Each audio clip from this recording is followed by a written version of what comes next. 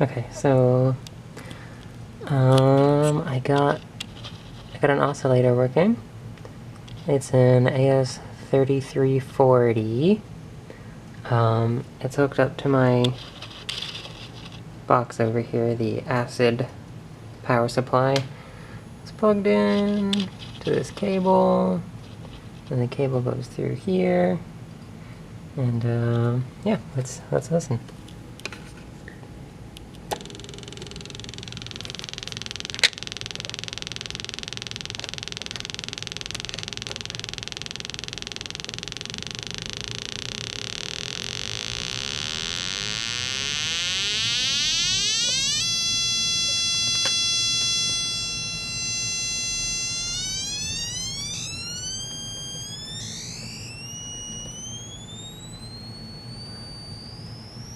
As you can hear, the range is really extreme.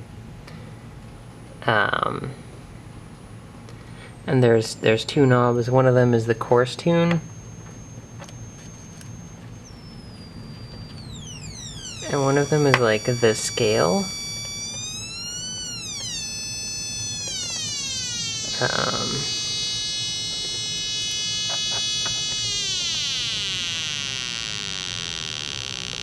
And that'll be more relevant when, well, what? When? Oh, okay, so when I can get it plugged into a keyboard. Because then I actually will have to tune this circuit like a regular instrument because it's analog. So that's one module. Working on another one over here, which has been giving me a lot of trouble. I have 10 of these chips, which are like 50 cents each, but they all are behaving a little bit differently, which could be cool and could be not, depending, you know, because might give the thing character when I'm done with it, but I don't know if it's going to be good. Yeah, let's see if I can get this one to make sound.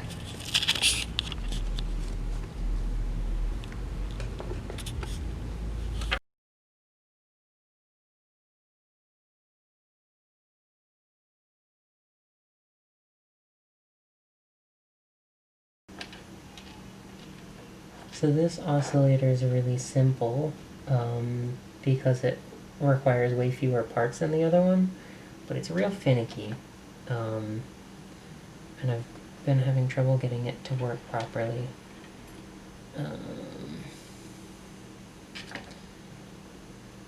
You can kind of ignore these two things, they're like extraneous. What's really important is the knob and this guy. Let's see, the speaker's hooked up. Okay, let's see. Yeah.